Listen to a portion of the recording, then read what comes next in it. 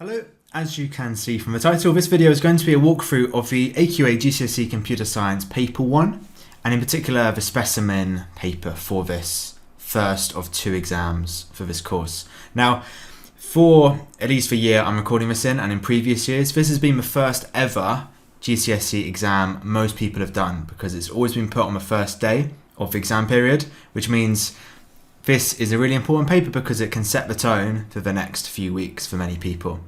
And this paper is the programming one out of the two. It's formally called Computational Thinking and Programming Skills. It's on paper, of course, but is less about theory and more about, can you understand code? Can you write code? Do you understand the theory behind the code? That's what this is assessing. Doesn't mean you can't prepare for it and revise for it like many other exams. There is content you've got to learn, and I'll plug the fact that I've got a playlist which covers all of this content. There'll be a link to it in the description.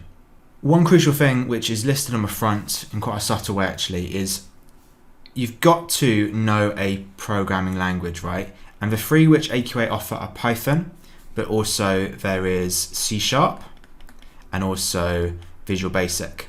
Now, this video is going to be me going through the Python paper because A, that's what I teach, and B, that's the most popular one. But if you are taking the other two papers, most of the questions are the same, but when they show some actual code, it'll be in the language you're studying. So it will say on the front which one you're doing, make sure that's correct. You don't want to get a scare in the real exam. Just on the other admin before we get going, it's 2 hours long, one of the longer GCSE exams, and it's worth 90 marks, which a lot of people are happy when they see that. It's 15 minutes longer than paper 2 will be. It means you've got half an hour spare in theory, 30 mins free in theory. If you spend a minute a mark, in reality, they obviously expect you to spend a bit longer because writing longer bits of code can be quite mentally draining and can take up some time, of course.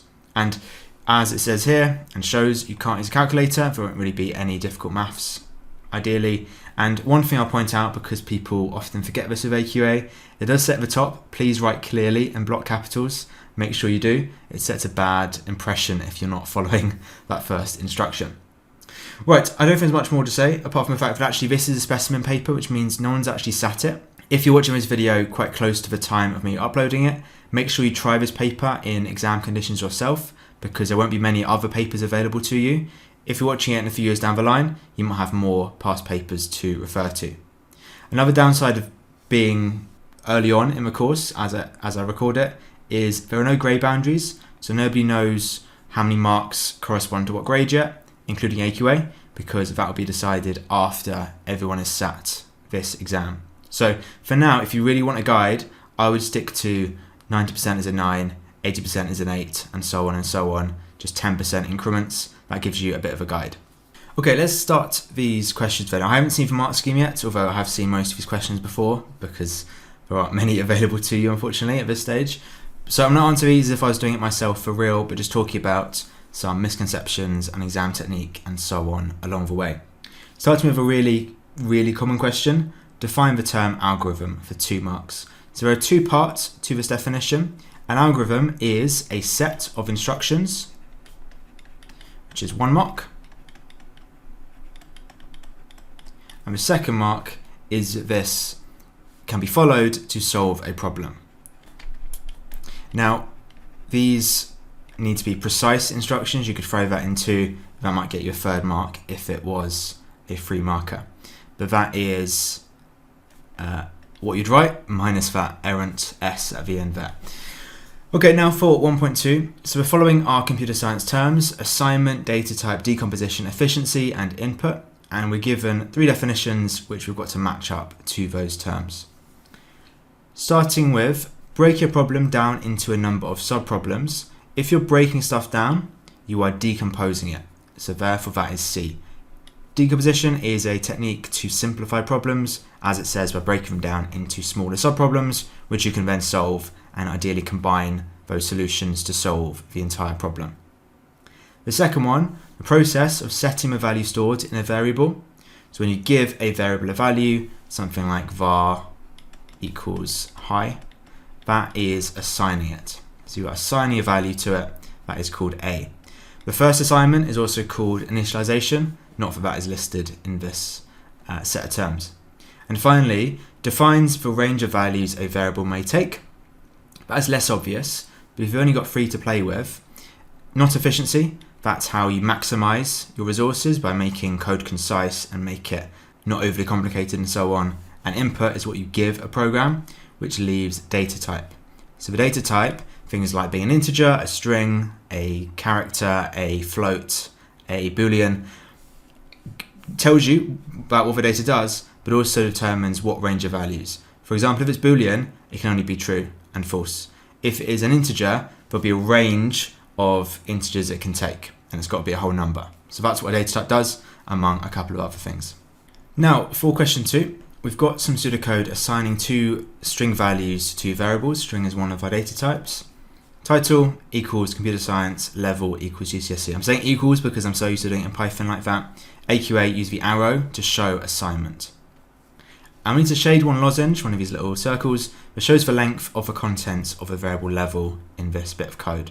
So it's asking what is the length of this. A variable for contents is on the right hand side, the identifier, the name of it, is on the left. So how long is GCSE? Well, it's got 4 characters, so therefore the answer here is 4, which OneNote doesn't like me doing. There we go. Right, 2.2. Shade one lozenge to show the result of concatenating the variable title with a variable level. So concatenation is where you put 2 strings together. It's where you'd have a plus to do that. When you've got a plus of 2 strings, it concatenates, not adding. So if we stuck those together, title first, computer science, then GCSE, it would, let's just check this, it would give us D here because that space is in computer science already. So for example, it crosses out C. Computer science is lowercase, which crosses out B, as was GCSE. And when you concatenate, you don't add a space. It won't add a space unless you add a space when concatenating. So therefore it is D, not A.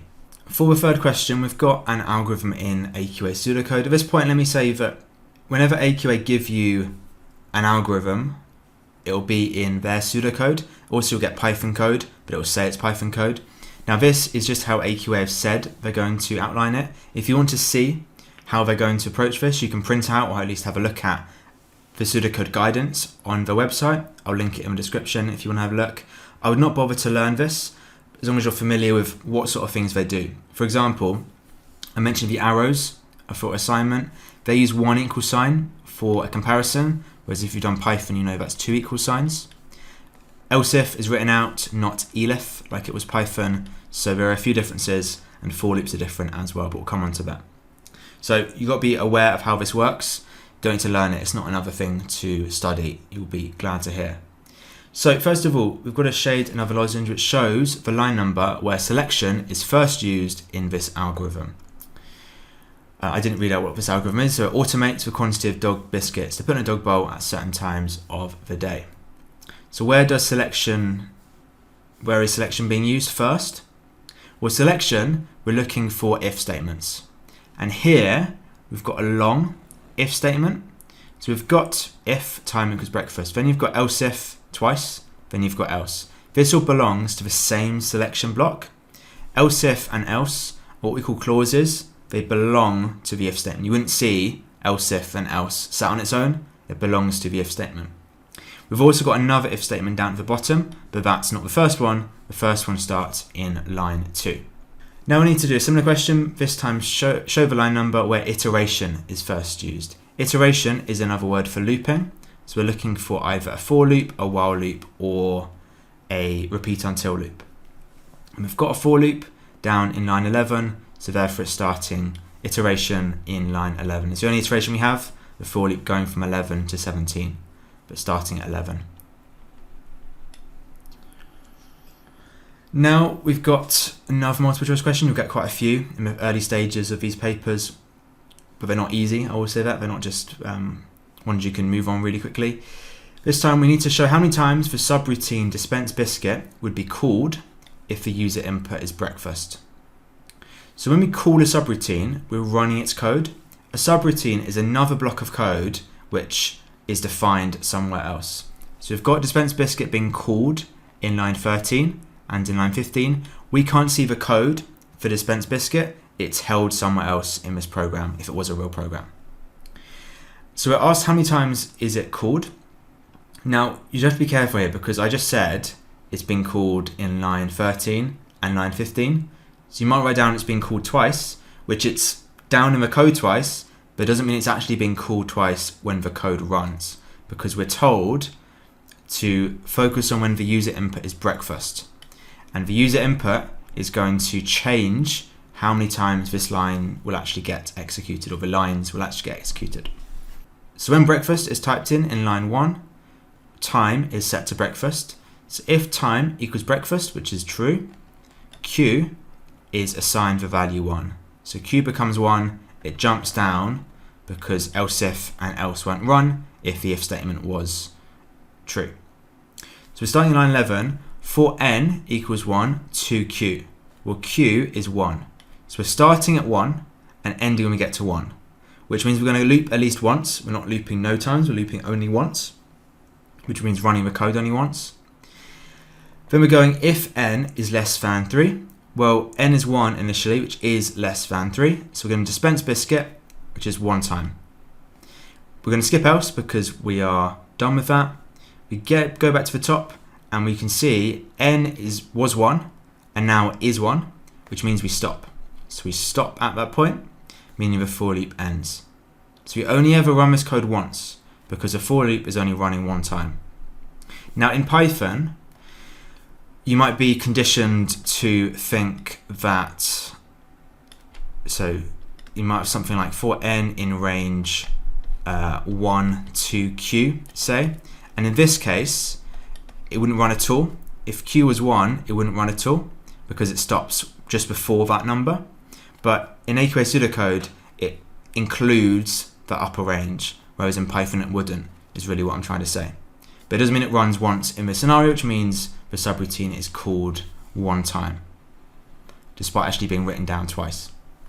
Now I need to select the answer which shows the data type of the variable time in this algorithm. So time was what the user input was assigned to, and assuming it doesn't change afterwards, which it doesn't, therefore it's going to be a string because user input is always a string by default.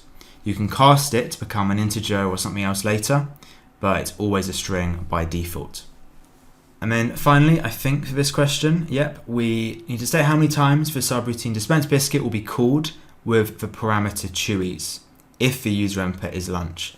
So we're focusing specifically on this second subroutine call. No, not the second one, the first subroutine call when Chewies is our parameter. So a parameter is a variable used to input data to a subroutine. So what is in the brackets after the subroutine name is the parameter, or parameters, you can have multiple. So we're just looking at that one, and the user input, it said, was lunch this time.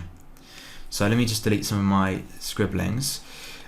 When time is set to lunch, the user types it in. We're going to go to the else if. So Q is set to 4. And so down here, Q is 4. So we are starting at 1 and continuing until n is 4. Now initially, if n is less than 3, which it is when it's 1, we're going to dispense biscuit. So I've got 1 call of this. We loop again, n is 2, which is still less than 3, so I've got another 1 as well. Then we loop again, n is now 3, which means this check fails because 3 is bigger, 3 is not smaller than 3, and so we go to this one instead, but it's not asking about the one with crunchy, only the one with chewies. And so it's going to loop another time, but we still don't run chewies again because of this if statement. So it only calls this particular line twice with the input of lunch. So you'd write down it is called 2 times. For these questions, which require you to actually look through the code and trace it, please do trace it. Don't just look at it and try and predict what it's doing. Follow it through. It won't take you too long. Now for our first question using actual program code. This is in Python. You'd get it in Java, or not Java, you get it in C# or Visual Basic if you were learning those languages. This program asks the user to input 2 integers and then outputs which of the 2 integers is the largest. So quite a simple program. We've got to fill in the gaps using the items in this box, and we don't need to use all of the items, and they should be used only once. So make sure you read that and acknowledge that. Now, these questions are quite nice, I think, fill in the gap questions, but people get them wrong all the time, I've found, when I've done mock exams, because people don't think about it carefully enough. They recognise a few of these words and just throw it in. Think really carefully about what the code is doing.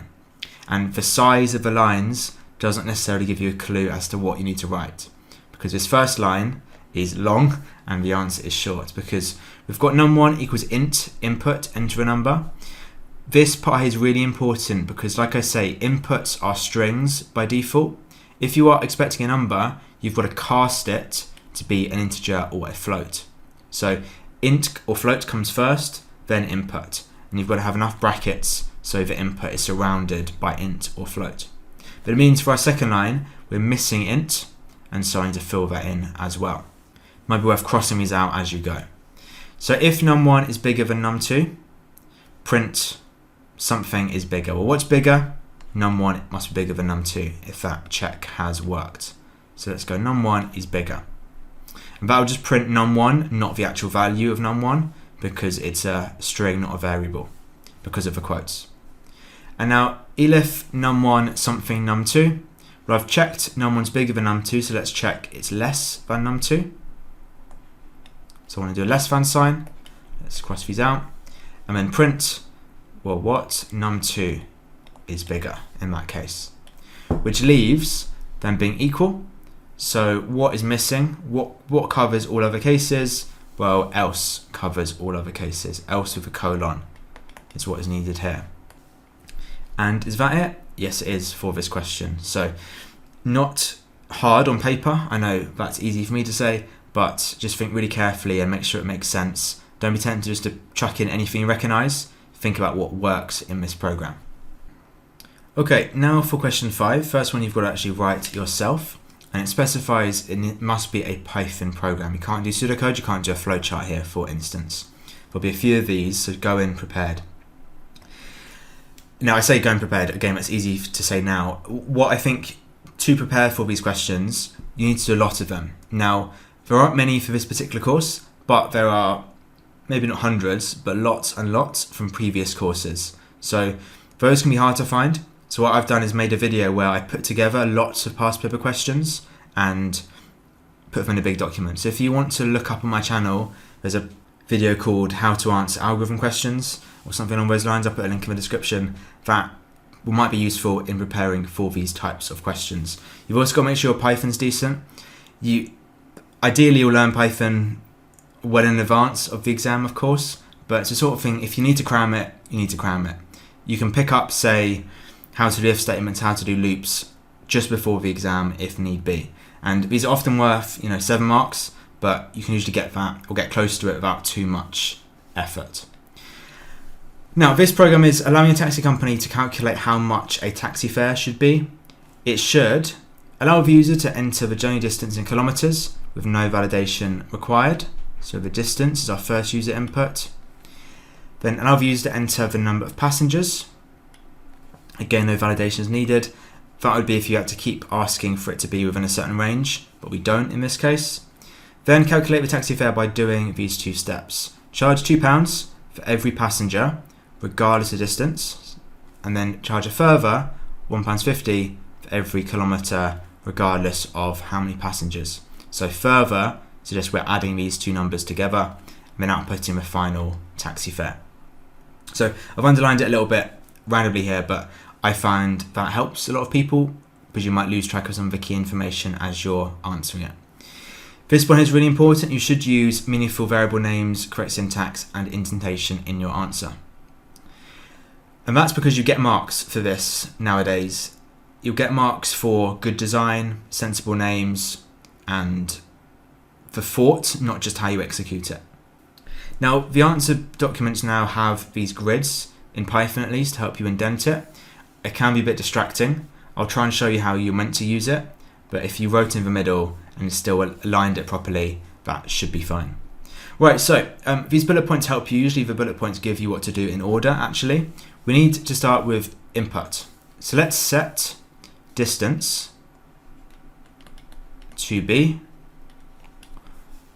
a variable. Let's make that a little bit thinner.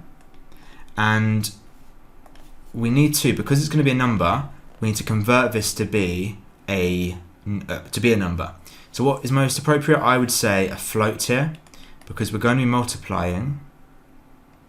We're going to be multiplying by £2 and £1.50. We're going to get a decimal in the end. A float is a decimal number.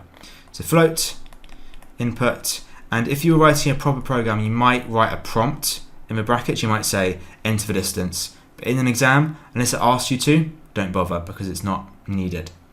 And then we do the same for number of passengers.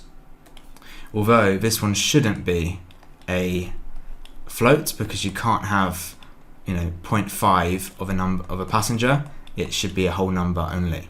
And these variable names are meaningful: distance and number of passengers. Make sure they are one word. Don't leave spaces because you can't have that in Python or any language really. And don't do something like D or N, like keep it a proper word. Okay, now I need to actually calculate the taxi fare. So no need for selection here because nothing's really changing. We're doing the same thing every time. So let's set a new variable called fare. And my first step is charging £2 for every passenger, meaning I'm going to multiply the number, is that what it is? Yeah, the number of passengers by 2. So I'm going to use my variable and multiply it by 2. The asterisk is how you multiply in Python. Then we need to charge a further £1.50 for every kilometre. So just add to this with that calculation. So we're going to use fare again, but use the old value of fare and add 1.5 times distance this time. So I know to add because it says further, and then multiplying 1.5 is what £1.50 corresponds to. Now you could do that in one step. I think break it down makes sense, especially because it's worth 7 marks. It's not a very long process for 7 marks. Can't forget though to output the final fare. Outputting in Python is printing. AQA write down output as their pseudocode statement, but we've got to print and just print fare. And that will be us for 7 marks. Now there are some questions which might seem really generous, especially if you are strong at these questions. There needs to be easier questions to allow people to boost up their marks, which is why it's a crime if you leave these blank. Have a go, because you get marks for things like casting and setting variables and having sensible names. You get marks for easy things as long as you try and do it. Got loads of space given to us as well. Another one, this time only 5 marks, where we need to write a Python program that inputs a password and checks if it is correct. It should work as follows. Input password and store it in a suitable variable. It actually tells us to do it this time. If the password entered is equal to secret, display the message welcome. If it's not equal to secret, display the message not welcome. So it's telling us, this one's a lot more clear about what to do, it's telling us to use if statements. If it says if it says else, if it says while, that's giving you a clue what to use, quite a strong clue. And again, we get marks for how you are presenting your answer, not just what you're actually writing. Just on the syntax, it does say use correct syntax, which of course you should, but the examiners are told to allow tiny deviations because of course doing it on paper you can't actually test it, and as we all know a lot of errors are fixed just by running it and seeing you've misspelled a word, for example. So don't get too worried, although just of course try your best to make things as correct as they can be. Right, let's start with our first line. So we're going to input a password. Let's call it password equals input. Again, don't bother writing a long message in the brackets. You could do, but I just think time is precious in these exams. If it said ask for user input, display the message, enter a password, then of course you would, but otherwise don't bother. Now we're using if statement to check if it's equal to secret, which we assume is a string. So if I go now, if password equals is how we compare in Python, and it's going to equal to secret. And we do a colon. Then what we're going to do, we're going to display the message welcome, so print welcome. Now this is where the grid might be helpful because you've got to indent when you are inside a if statement, and so you can shift it across as long as you start writing on the left grid, on the left box. Then if it's not equal to secret, display the message not welcome. I could do the opposite and use the not equal to sign, which is exclamation mark equals, but simpler. If it's not secret, therefore it's going to be else. So else, which has got to be unindented again, else print not welcome. And make sure if it gives you something to write, like welcome, not welcome, make sure you copy it exactly. Don't, be flamboyant and change what it's asking you to do. Keep it exactly as it has asked. And that is us for only 5 marks this one. But again, you've got to try. If you don't get it perfect, that's fine. You might get 3-4 marks, but better than nothing. For question 7, we're given another bit of pseudocode, which is a sorting algorithm. So only going to be bubble sort or merge sort, and merge sort is quite complicated, so it's usually bubble sort if it gives you sorting, at least in terms of code. And we're told indexing for the array starts at 0, which is important because occasionally it'll start at 1. And we've got line numbers, but they're not part of the code.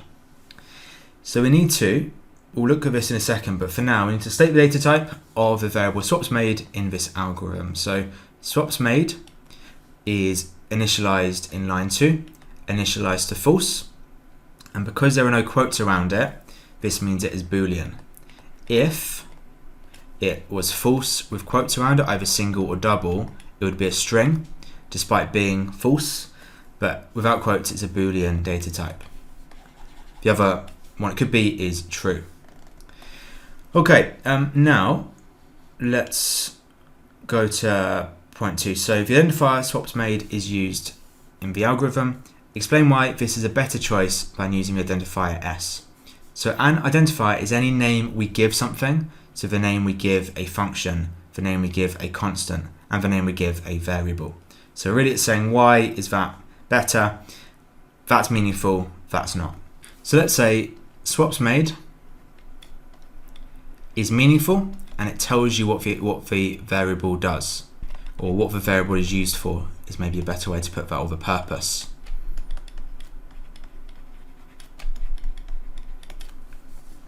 And because it's 2 marks, let's put another point just to be on the safe side. Let's say S does not, and so it would take time to understand what it's doing. A phrase you might come across when looking at mark schemes, especially going towards A level, is self-documenting. This means your code should be well written enough so that anyone can read it and understand what's going on. If you've got loads of weird names and it's really compact and you haven't indented properly and so on, that is not self-documenting. You'd have to have loads of comments. Ideally, you shouldn't need to have many comments. It's better to keep your code clear through sensible names and so on. Now we need to shade one lozenge to show which of the following contains the false statement about the algorithm in figure 4. So the statements are: it uses a name constant, it uses indefinite iteration, and it uses nested iteration. Well, a constant is where we have something which won't change. AQA have said they're going to, in pseudocode, write these like constant, then it'll be the name, and it'll be in capital letters, equals something. In fact, no, not equals, arrow something. So it will say constant in it, and I'm pretty sure it doesn't. So we just have variables here and a list. But anyway, array changes, swaps made changes, as does I, as does T. So nothing here is a constant, so therefore this is the false statement. If I look at the other two quickly, indefinite iteration is a loop, but when it's indefinite, that means it loops based on a condition. So either a while loop or a repeat until loop, and we've got a while loop in this code. A for loop is definite iteration, and it uses nested iteration. Nesting is where you've got a block within a block, and here we've got an outer while loop and an inner while loop. We've got a while loop inside another while loop, which is what nested iteration is. So those two other statements are true. Okay, now I spotted a sneaky trace table coming up, so let me just copy the code down to make it easier. Okay, so a trace table is something which I think strikes fear into many people because they're long questions, usually at least 4, 5, 6 marks, and you can't prepare for it in a normal sense. You've got to think on your feet quite hard during the exam. Now, of course, you can prepare, you can do lots of practice. I've made a bit like the algorithms, made a really long video which is me going through a few examples and talking about the technique for trace tables, but also providing lots of past paper questions on trace tables. So again, that'll be linked in the description if you think it might be useful for you.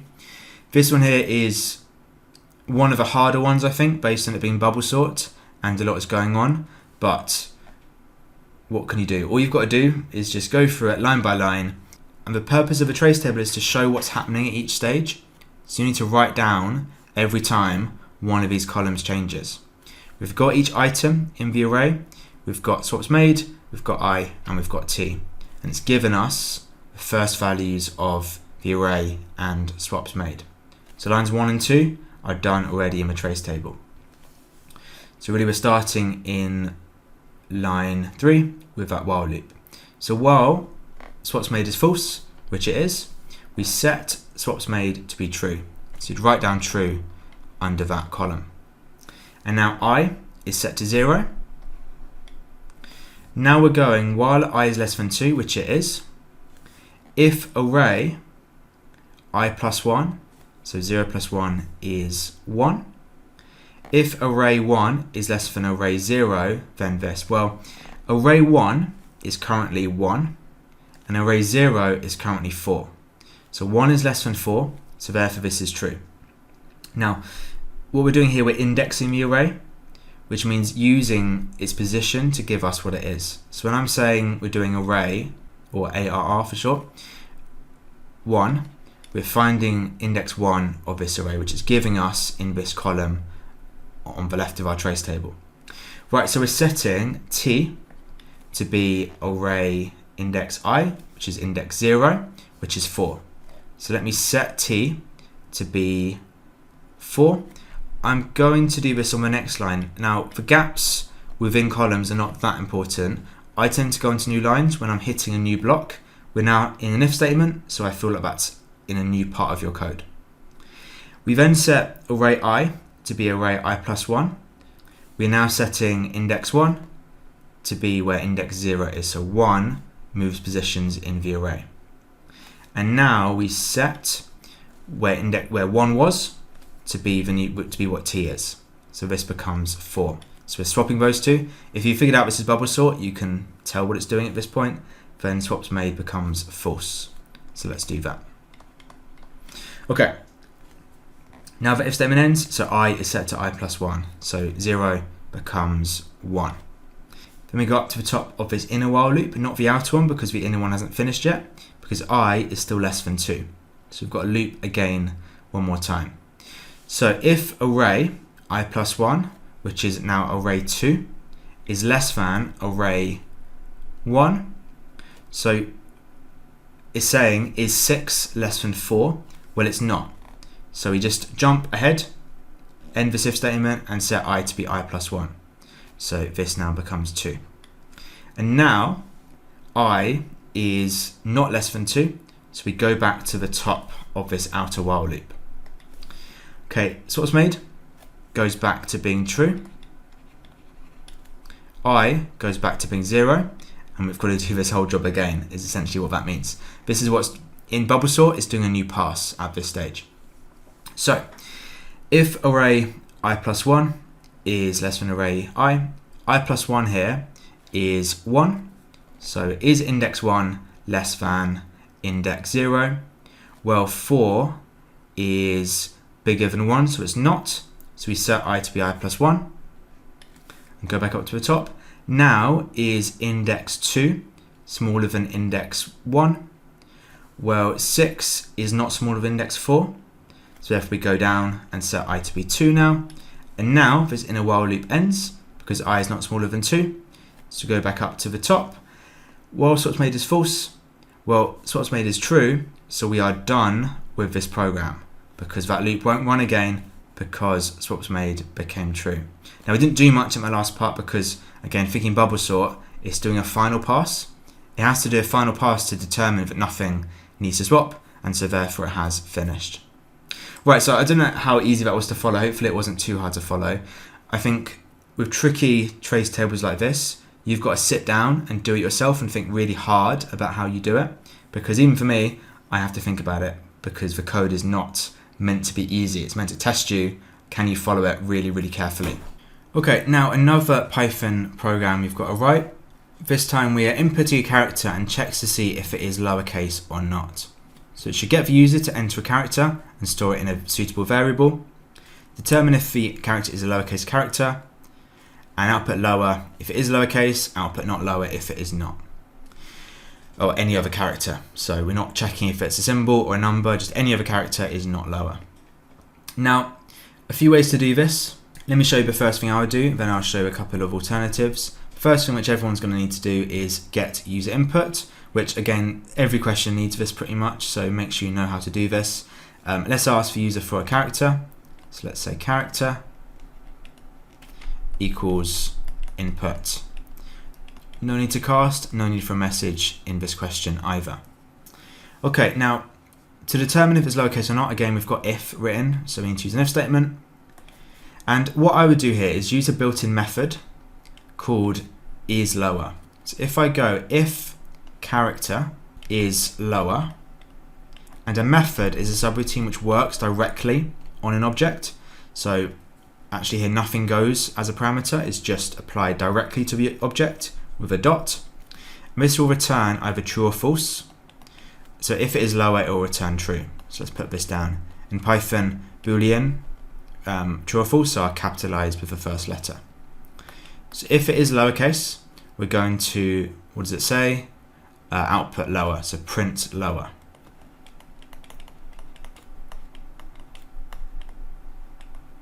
Make sure if you're printing messages, you put quotes around it. Messages are strings. Otherwise, if it returned false, that method, therefore it is not lowercase, and we can just print not lower. Now, I don't think isLower is a particularly well hidden method. It's not one everyone knows, of course. So it's not the only way to do this because it's a bit harsh to make you learn every single method of Python. What you could do alternatively, you could use something like just lower. So dot lower makes the character lowercase. So if you sort of did if character equals character dot lower, and if they're the same, therefore you print lower because you know it's lowercase. You could also use a property that each character's got an ASCII code, and in Python it's quite relaxed actually. You can compare the ASCII codes. So if I go something like if character is bigger than A and character is less than Z as lowercase, that will, if that's true, that means it's lowercase because they've got sequential codes. The block of codes is continuous with the lowercase characters. So if it's outside of this range, therefore it is not lowercase. Another thing I saw when my class did a mock exam had this question, which is not a particularly elegant solution, but a clever one in a pressure situation. You can also go something like set, say, alphabet, and you could write a long string, A, B, C, D, E, F, G, and all the lowercase letters as a long string. And in Python, you can go something like if character in alphabet, colon. And that will check if the character is in the alphabet. Now the slight flaw might be if they say typed in BC, that would be in the alphabet, but it's not a character. But it doesn't actually get you to check the length of these characters. So a few ways to do this. I think, it's not a big ask to learn these methods. So dot is lower, dot is upper. Other useful methods are things like dot is digit, really useful for validation. Another good one is alpha for validation. That checks if it's in the alphabet, either uppercase or lowercase. Those are good for having to validate inputs. But like I say, also you've got dot lower is useful. Then you've got things like dot append for lists and so on. A few methods are good to know, not just functions. And before I move on, I just spotted a mistake of mine. For that whole description of how to use this, make sure it's greater than and equal to, because they might type in A or Z. Good job I caught that before moving on. Right, now we've got looks like part of a paper which you're going to get in your real one where you get given sort of it seems often a fairly random problem where you've got to take in some information about these subroutines and apply it to a often visual problem. So hard to prepare for, just make sure you have done similar questions in the past and in the exam are really concentrated by this point. So we've got 4 separate subroutines written to control a robot: forward, which moves it n squares forward, left, turn right, and object ahead.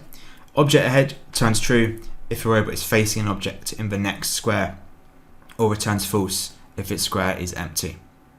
So a subroutine, a block of code defined somewhere else. We can't see the code of these 4 subroutines, but we know what they're doing, and so we can use that to understand what is going on. So we need to draw the path of a robot through the grid below if the following program is executed, and it starts where the arrow is. So first of all, we're going forward, and 2 is our argument, so we're going forward 2 squares. So let's draw going up 1 square and up another square. When we're turning left, this just means the arrow is now facing left. Then we're going forward 1 square. So if it's turning left, it's not actually moving, it's just turning its orientation. So we're just going 1 square like that. Then we're turning right, which makes sure your lefts and rights are on point. We're turning right, which is upwards at that point because it was facing left. Maybe do a little arrowhead if you think you might forget which direction it's facing. And now we are going forward 1 square, which takes us into the final box. I think I started drawing that by mistake, but turn right doesn't actually move.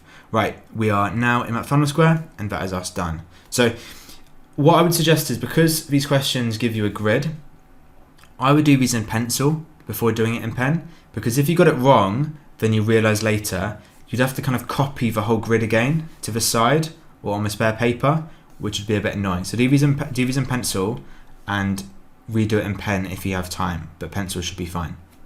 Moving on to the next question. So we need to draw the path of a robot through the grid below if the following program is executed.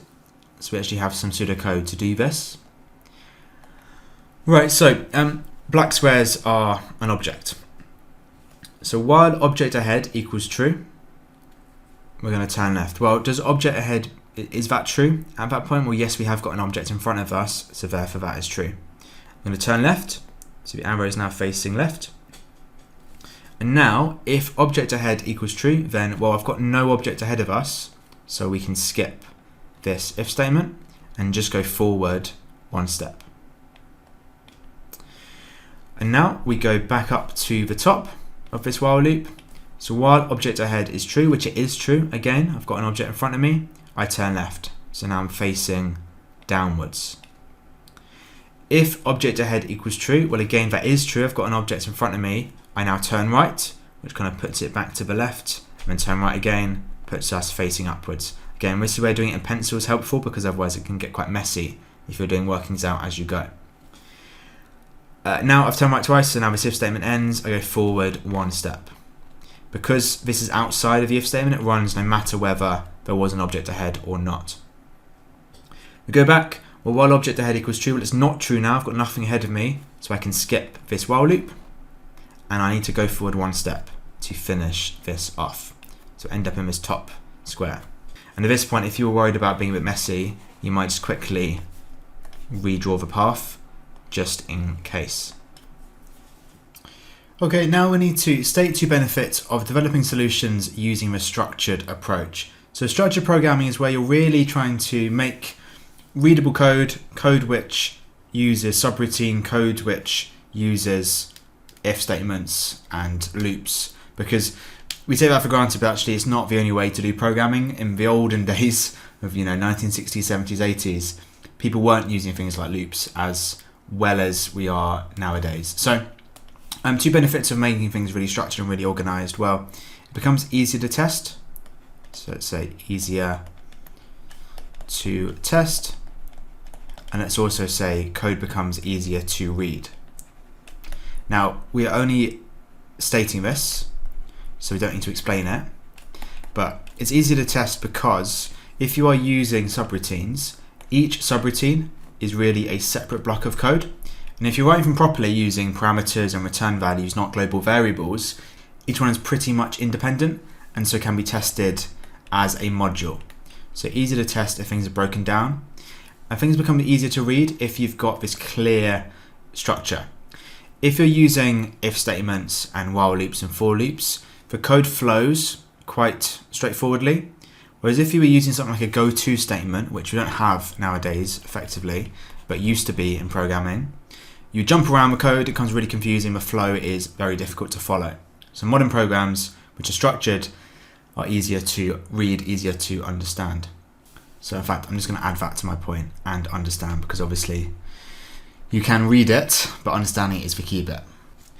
Now we have another bubble sort question. This time I actually have to know what bubble sort does, because we need to apply it to the list 35142, and we only show the missing steps when we have a change.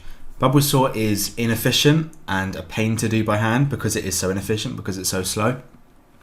But it works as you go through the list, swapping pairs as you go. And usually it takes a few passes through the list to get it sorted. Now here, it doesn't say whether we're doing ascending or descending, but you can see the final list is in ascending order. So we've got to put it in ascending order. So first of all, 3 and 5 are in the correct order, but 5 and 1 are not. So let's swap 5 and 1 like that, and let's now just complete this list. I was debating swapping 5 and 4, but let's see if we have enough space to do it as I'm doing it here. Right now 3 and 1 need to be swapped, but we're not doing that now because we've got to finish this one pass. So I think that's a common mistake. People write down one thing and then look to swap it again. We've got to finish this one pass. So let me write down, this is pass number 1. Right, so we've swapped 5 and 1. Let's now swap 5 and 4. So 4 goes here and 5 goes here, and let's just fill in the gaps. We're still in pass 1, and now 5 and 2 need to swap. Okay. And that's a pass done. So now we're starting pass number 2. Don't have to write this, but it might prevent you from making a mistake, which I just talked about, swapping pairs too early. Now we can both swap 3 and 1 because I'm restarting at the front. So 1 goes here, 3 goes here. We can swap 2 and 4. In fact, that's not quite following my convention. Let's just do this how I've done it so far by filling my row. And now I can swap 2 and 4. Like this, and 5 can stay at the end, right? We bubbles towards the end, so the biggest number ends up at the end. And now we should be complete, right? Because in the final go, 3 and 2 would swap, and that would be correct. So, a few things to say really. You've got to follow the algorithm. So, of course, all of us can put a list in order, but you've got to show its bubble sort. And bubble sort looks at them as pairs. So, you're looking at pairs, and it works left to right. As you hit the end, once you hit the end, it restarts with a new pass. You can't just swap any pair, it's got to be in order. And what I did here is I only wrote down when it changed as it said to do. So I didn't do multiple swaps in a row, which you could have done, I think, as long as you're not swapping too many too early. As long as it's clear what swapping when, you'd get the marks. Now, it's quite tight here. You might be given extra space sometimes, but we're not here. Again, doing things in pencil is sensible if it's giving you a set structure like this, because if you do it in pen and then it's wrong, you've got to then somehow scramble to make sure it's in the same format, either below, or no, not even below, in a separate document. So do it in pencil first to make sure it is how you want it to be. Now we've got a long paragraph to read. So a developer is developing a program for a client. The developer is given the following instructions. Many of my friends ask me to walk their dogs for them. Let me highlight this to save me some time. All of these friends pay me to do this, and the amount I get paid depends on how long I walk their dogs for.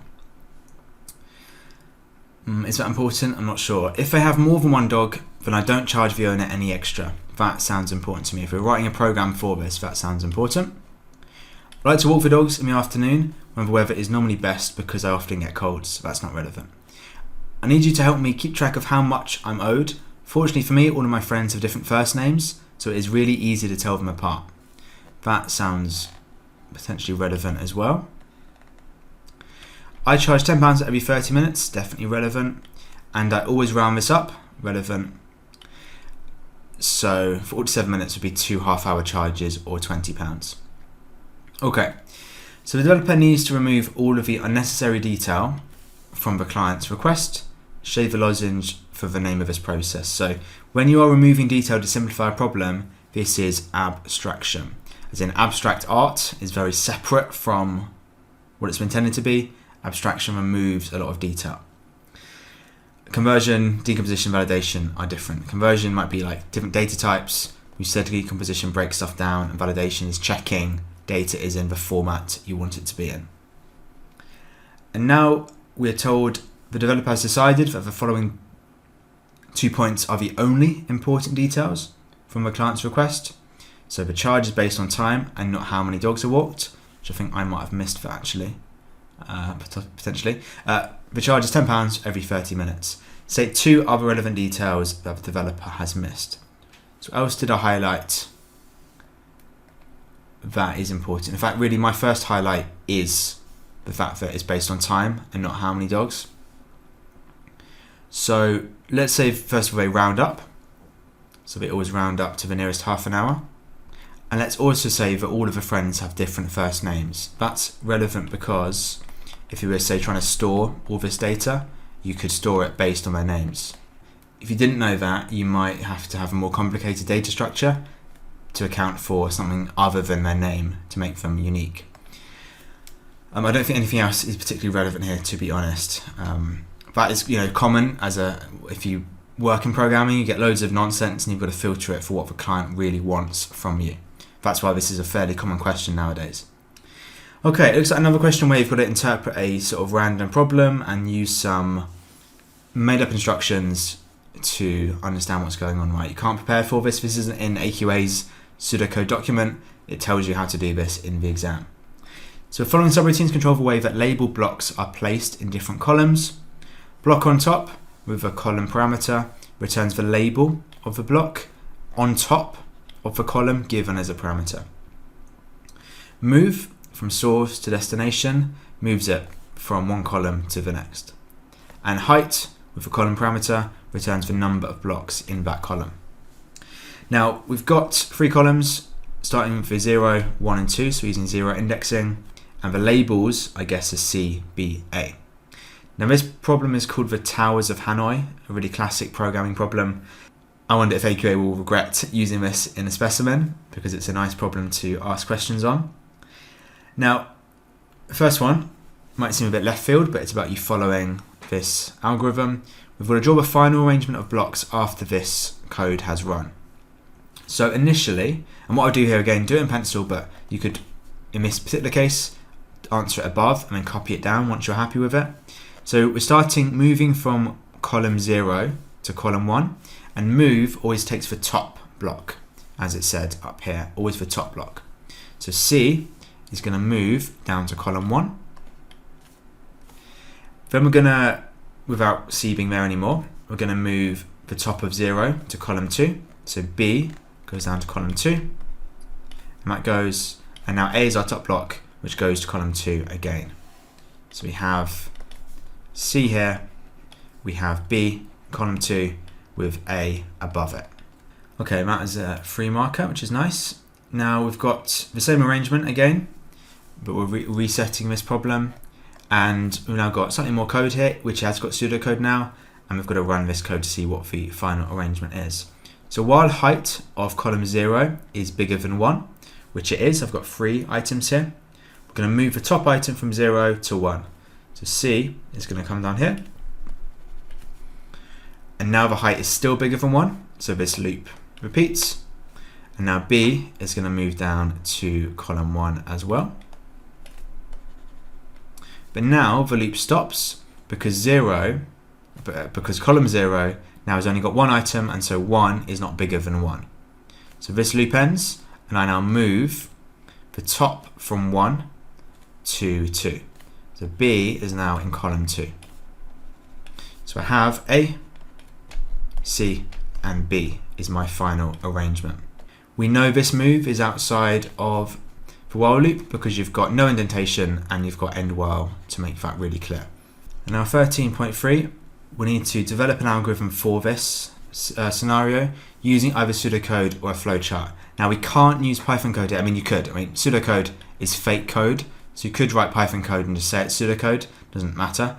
But these subroutines don't exist in Python, move and height and so on. So you'd have to use those subroutine names. So you might as well use kind of adapt the code we've used so far. Is what I'm trying to say.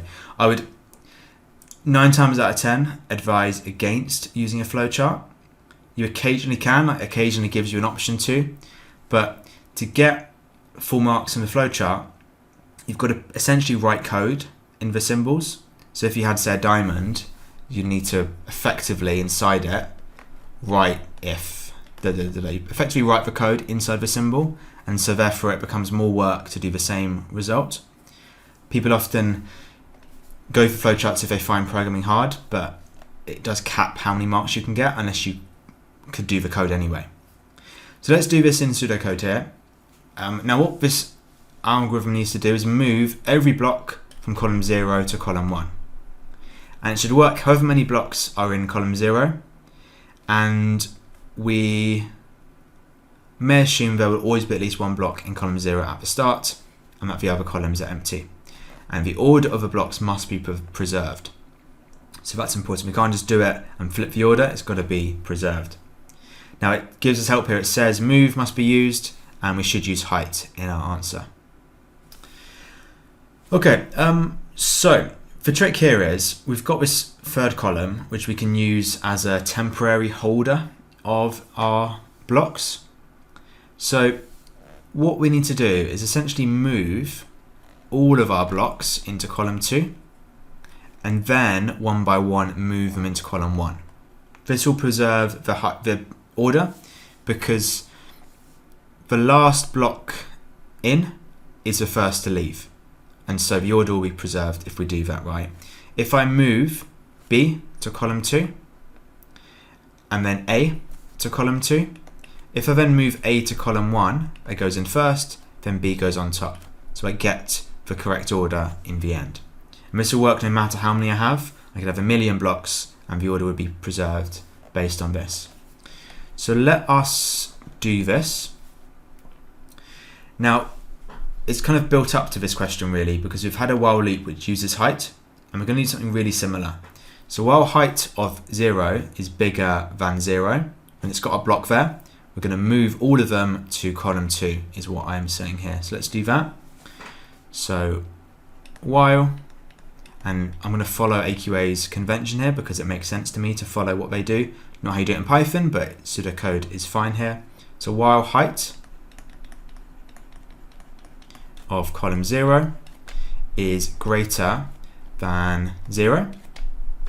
How do they do it again? Do they do a colon? I don't think they do. No, they don't.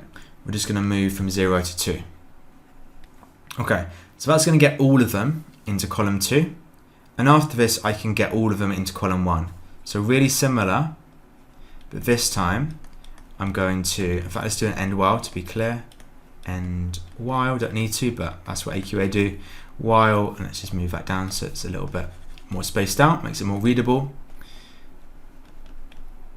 While height, this time of column 2, is greater than 0, we're going to move from column 2 to column 1. That's going to move all of them from column 2 into column 1 eventually, right? When we have nothing there, it stops. So let's do end while, and that is our code for this question. For question 14, we're given some more Python code or equivalent code, which adds up the numbers between 1 and 5. So it gives us a cumulative total of those numbers, and it needs to be changed so that it also multiplies all of the numbers between 1 and 5. So they're kind of two separate processes done within the same for loop here. And we are given 1, 2, 3, 4 bits of code to narrow down which one is the correct. Really spot the difference is what we're doing with these questions. So let's go one by one. There's no way of knowing how to do this otherwise. Let's do it one by one. So this first bit of code, We've also got a product variable initialized, which I think all of them have, so that is fine. And the key other difference is adding this line within the for loop. Product equals total times the number. Well, we're looking to multiply all of the numbers together, and so total being in this line is wrong, because total is sort of irrelevant for multiplication. The total's them added together, not the number itself. So we're not needing that. That makes this one eliminated. Now part B is of course very similar, but we have product equals product times the number. So that's multiplying our new number by the previous result, or results, I suppose, which is what we want, right? We want to have all of the numbers multiplied together. This goes one by one, multiplying each number together as we introduce a new number. Like total is number 4, total equals total plus number, product equals product times number. So really similar code. We know the total works, so therefore product is how that works. We can eliminate C and D quickly to be sure. This is exactly the same as A, just swapped around. It makes no difference. Is that right? No, it's not right. Ignore what I just said. It's multiplying product by total, which again, total is not relevant here, so not needed. And the last one again uses total, not needed. So B is correct. 415, we've got a program written in Python to display all of the odd numbers between 1 and the largest odd number, smaller than an integer entered by the user. Let's read that again. So it displays all of the odd numbers between 1 and the largest odd number smaller than the integer entered by the user. So user enters an integer, it shows all the odd numbers between 1 and the number just below what they entered. Okay, so odd is set to 1, number is what the user enters. While odd is not equal to number, it's going to print out the odd number starting at 1 and adding 2 as it goes. So 1 becomes 3, then 5, then 7, and so on until it hits what the user has typed in. Now we're told the program works correctly if the integer entered by the user is an odd positive integer. For example, if 7 is entered, the program correctly displays the values 1, 3, and 5, but it does not work correctly if an odd integer less than 1 is entered by the user. So if -7 is entered, the program should display 1, -1, -3, -5, but it does not do this. Right, okay, I just took a second to take that in myself. I mean to use Python only to change the program code inside the while loop so that it will work correctly for any odd integer entered by the user. Okay, that's important. My little pause was thinking about, is it going to work if they entered even integers? It's not, but it doesn't actually want us to do that. So it's only when they type in odd integers we should make it work. And helpfully it says to us, only change the code inside the while loop. So we don't need to bother copying down anything else, only what would go inside the while loop. Now the key thing here is, we've got two possible situations. It's either going to be positive or it's going to be negative. We've got to deal with if it's 0 as well, but 0 is a boundary case. And so the +2 is fine when it's positive, but not fine when it's negative. When it's negative, if we're starting at 1, we're going to need to subtract 2 each time, because -1 is odd. To get from 1 to -1, we subtract 2. So that's the key thing, right? If we're typing positive, add 2. If it's negative, subtract 2. Once you understand that, all we need to add is an if statement. So let's do that. We're going to print odd no matter what. So let's start with that. But then what we do next depends on whether it's positive or negative. So let's say if number is what the user typed in, if number is bigger than 0, we're going to set odd to be odd +2. That is what's there already, that's what works. But if number is less than 0, let's do an elif. Elif number is less than 0, so it's negative. We need to instead subtract 2. Now elif only runs if the if was false. And if we have 0 entered, we don't need to, it says only if it enter an odd integer, but we could, if we really want to be complete, have an else, which we could break in that case, end the loop early, because that wouldn't make sense, right? If they type in 0, there's no odd integers between 1 and 0, so it doesn't make sense. So we could just break. Although, actually, it would print 1, so the code wouldn't work in that case. But anyway, the key bit is the if statement and the elif, because we're changing what we're doing based on if it's positive or negative. And notice I didn't copy the entire code, I only wrote down what would go inside the while loop as it said. So don't waste time copying stuff down when you don't actually change what is there. For 16, we have another program written in Python, and we've got to complete the following test plan for the code shown. So we've got normal data, invalid data, and boundary data. Let's look at this code. So valid choice is set to false, while valid choice is false, we're going to keep looping.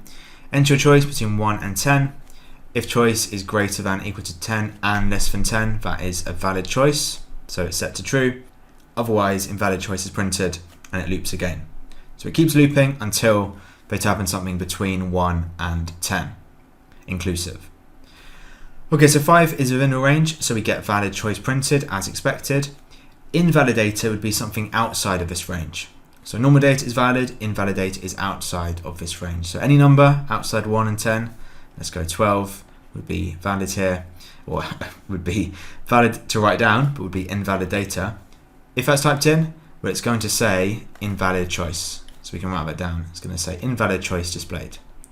Now boundary data is data which is really close to being wrong, so on the edge of being wrong or being invalid. So 1 and 10 would be a good boundary data to try, just one of those. Let's go 10. And if it is 10, we would expect it to say valid choice displayed, because that should be allowed. The point of trying different test data is to see how your code works under different conditions. If you only test it with normal data, small bugs might not be clear, and it could be broken when a user tries it and makes a mistake. For 17, as we're getting towards the end of this paper, yeah, we are close. Question 17, we've got another Python program being developed. It is supposed to calculate and display the highest common factor of two numbers entered by the user. The supposed is helpful because it means it's not working properly. The highest common factor of two numbers is the largest number that both numbers can be divided by without leaving a remainder. So for 6 and 9, the highest common factor is 3. Highest common factor for the numbers 2 and 5 is 1. Now that's because none of the numbers above 3 and 1 in that case divide cleanly into the two numbers specified. So looking at our code here, we've got two input lines as you would expect. HCF, short for highest common factor, count is 1. While count is less than num1, it's going to try and divide num1 by count, but the percent sign in Python is modulo, or mod for short. Now mod gives you the remainder from a division. So num1 mod count equals 0 means, if that's true, it means count is a factor of num1. Because if I go 9 mod 3, 9 divided by 3 is 3, remainder 0. So there that's 0. Whereas if I go 9 mod 4, 9 divided by 4 is 2.25, right? But a remainder of 1. Because it goes in 2 whole times with a remainder 1. So therefore, I don't know what I've written R, so that's equal 1 with mod. So therefore 4 is not a factor of 9. That's what this code's doing, is checking both sides. Is count a factor of both numbers? If it is, it sets the highest common factor to be count, then increments count. So what it's doing, it's counting upwards from 1 until it reaches the numbers and sees and checks, is that count a factor of both numbers? If it is, set the highest common factor to be that, and by the time it finishes, the highest common factor will be the actual highest common factor. Now it says this program works correctly sometimes, but not always. When the user enters the numbers 4 and 6, it correctly outputs 2, when the user enters the numbers 4 and 4, it should output 4, but does not. So we've got a state of the output from a program when the user enters the number 4 and 4. Now you might have spotted the mistake already, which is inevitably the next question, but let's pretend we haven't. Well, maybe we haven't. Let's just go through it and trace it through, because again, we don't want to guess at this point. We want to trace it through and make sure we understand what's going on. So we've got 4 and 4 as num1 and num2.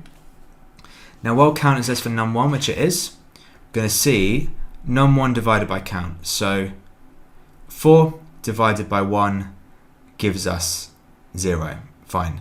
Likewise with these two. So HCF is initially going to be 1. Then we go upwards. So count is now 2. So 4 divided by 2 has got no remainder. So therefore HCF is now 2. Count is now 3.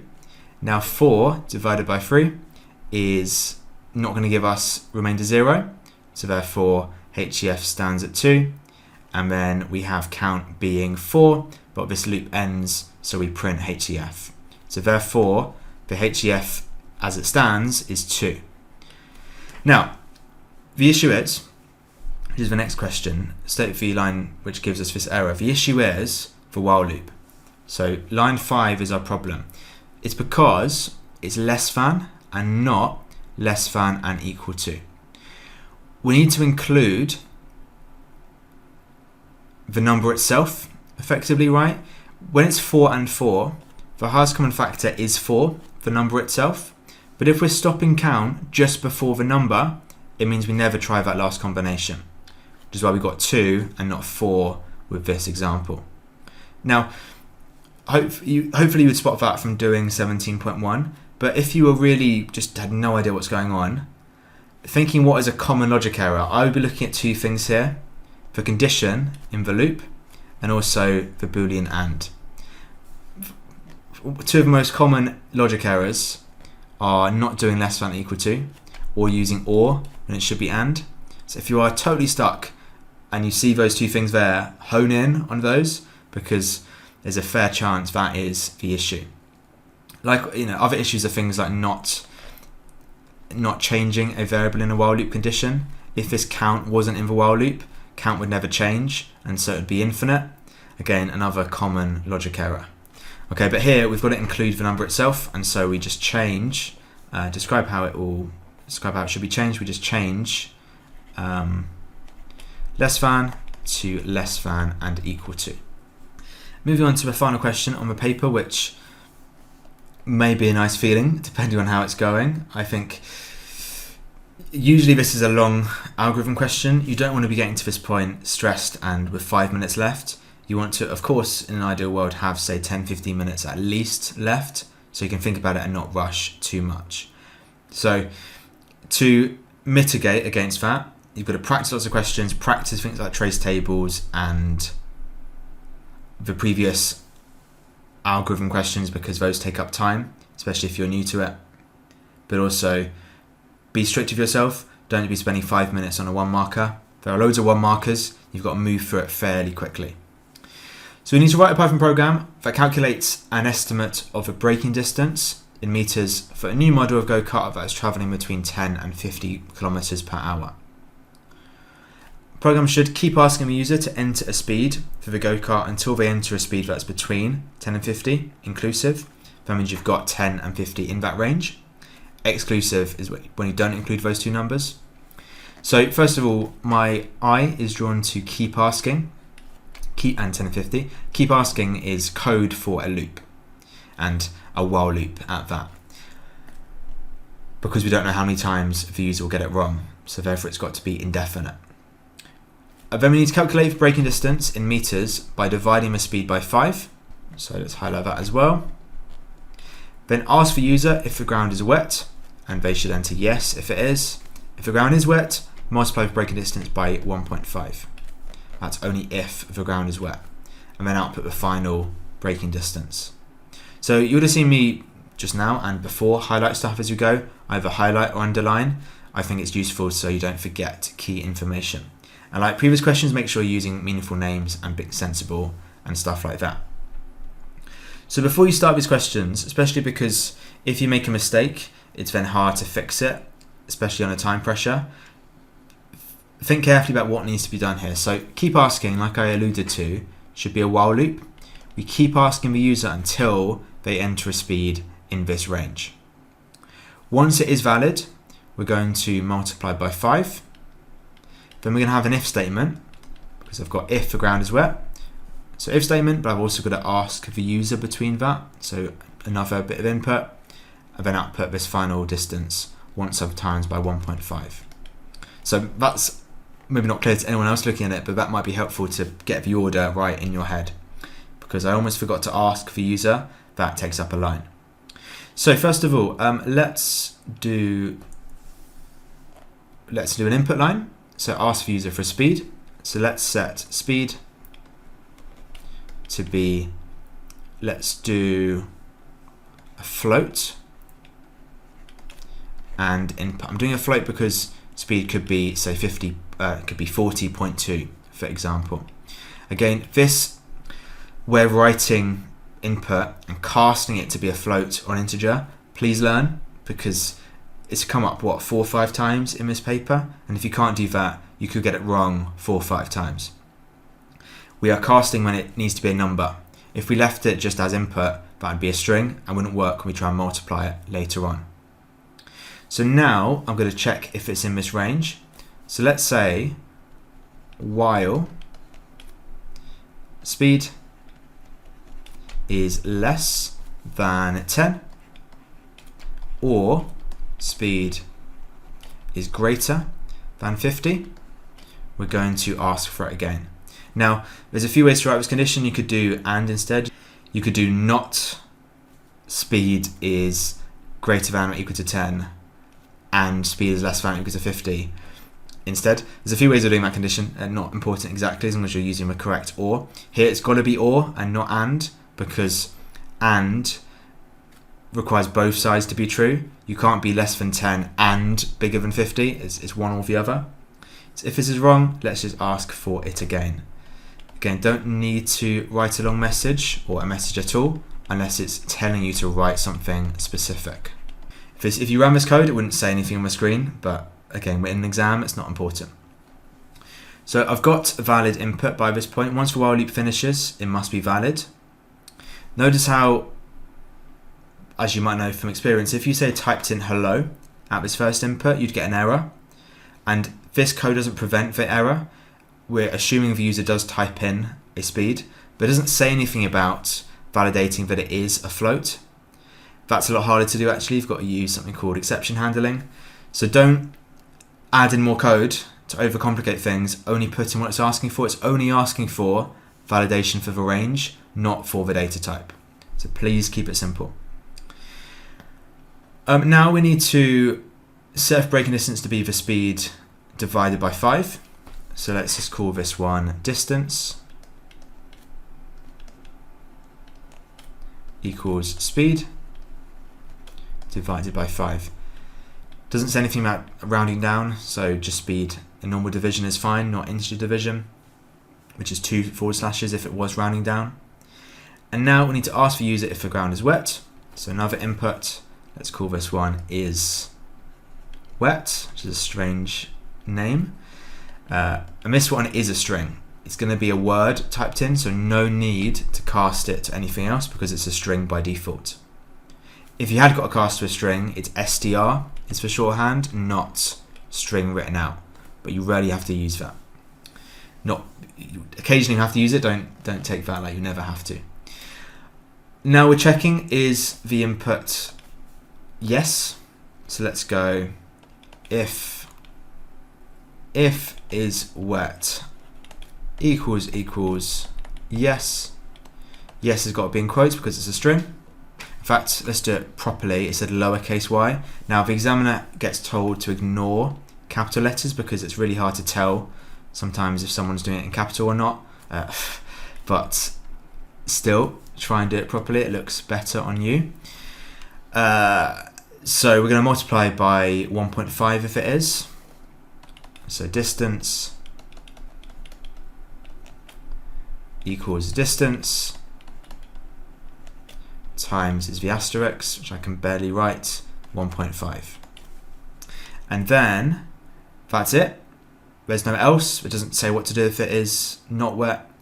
We're going to just get output the final breaking distance. So to output in Python, as we've done before, you print. Again, if you can't do something like that, it loses you marks in every question pretty much. So just print distance is all I need. Now, if you had plenty of time, there's no harm in writing things like messages in the brackets for input and print, but not important.